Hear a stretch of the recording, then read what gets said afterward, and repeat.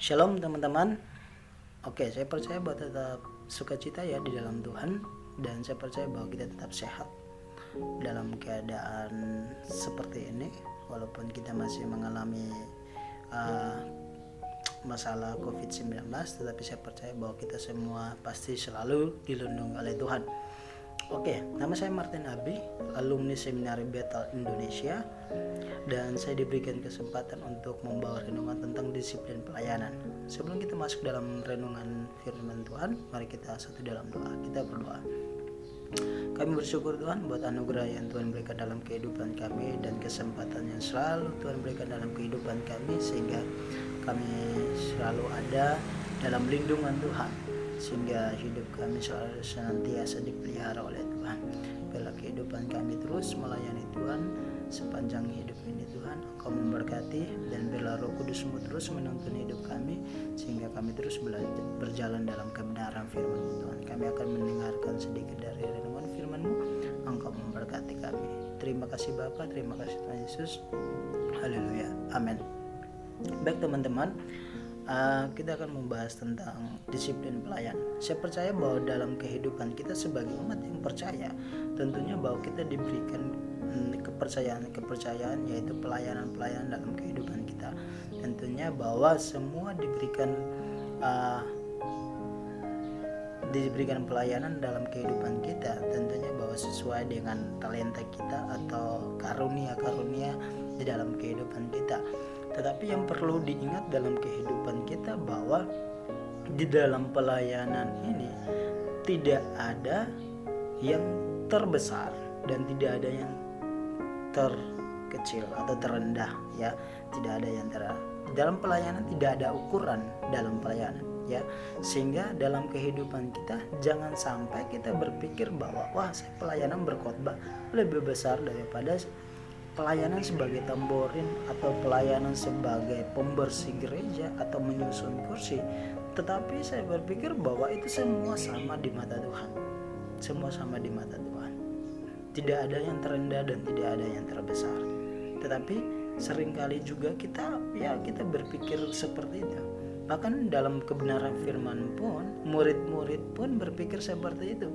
Mereka berpikir siapa yang terbesar di antara mereka. Kalau kita buka di dalam kebenaran firman Tuhan, Lukas pasal yang ke-9 ayat yang ke-46 mengatakan demikian, maka timbullah pertengkaran di antara murid-murid Yesus tentang siapakah yang terbesar di antara mereka. Nah, seringkali ini terjadi di antara murid-murid. Mereka selalu bertengkar siapa yang terbesar di antara mereka. Sehingga mereka selalu mungkin berpikir bahwa harus adalah yang terbesar di antara mereka, dan ada yang terendah dari mereka dan lain sebagainya. Sehingga ketika pelayanan yang kecil, mereka tidak mau melakukan itu, karena mereka akan menganggap bahwa siapa yang melakukan itu adalah dia yang terendah. Sehingga ketika dalam perjamuan malam sebelum Yesus diserahkan untuk disalibkan, kan mereka berkumpul dan mereka tahu bahwa harus ada salah satu orang yang membasuh kaki semua orang yang ada dalam ruangan tersebut.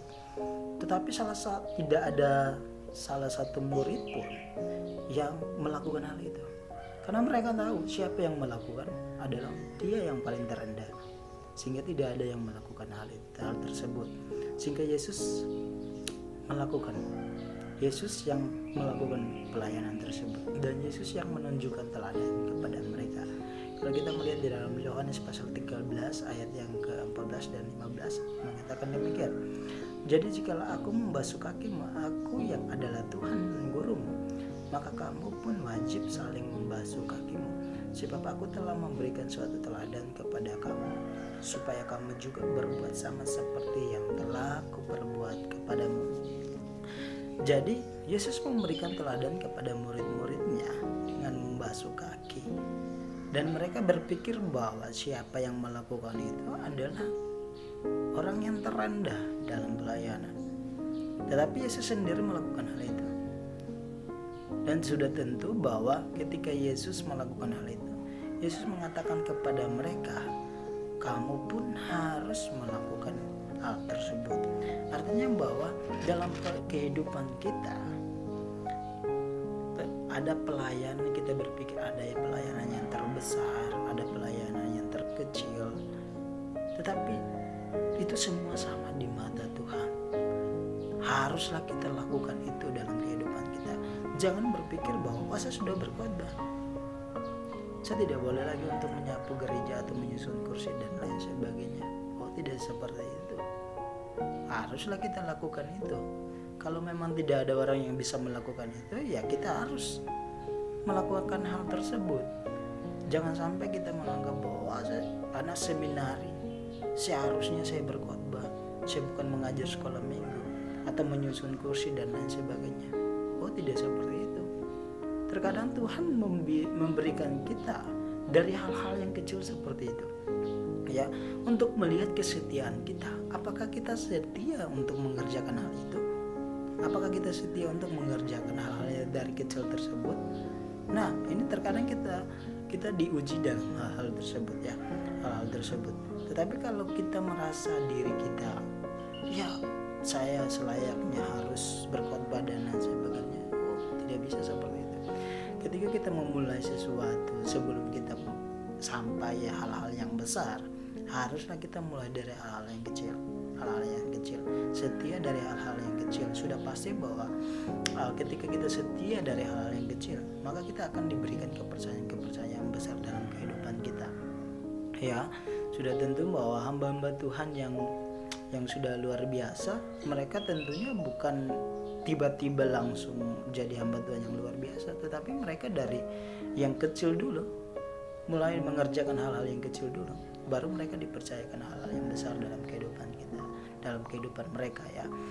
Yang seperti perumpamaan tentang 5 talenta, 2 talenta, ya, mereka mengerjakan dengan penuh tanggung jawab, tetapi tuannya tidak mengatakan bahwa 5 talenta lebih hebat dari 2 talenta, tetapi mereka semua sama.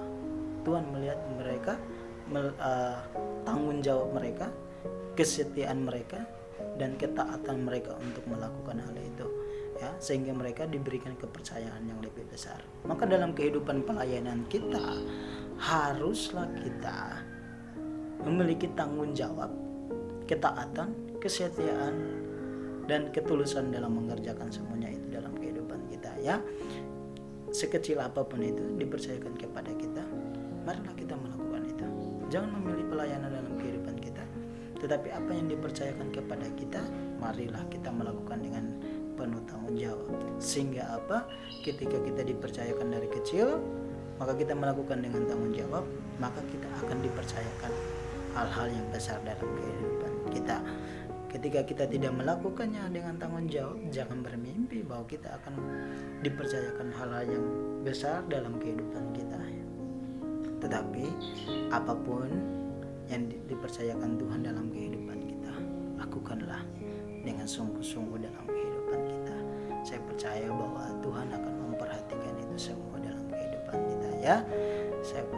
Oke, semangat untuk kita semua, dan semangat untuk melayani Tuhan dalam kehidupan kita semua. Tuhan Yesus memberkati.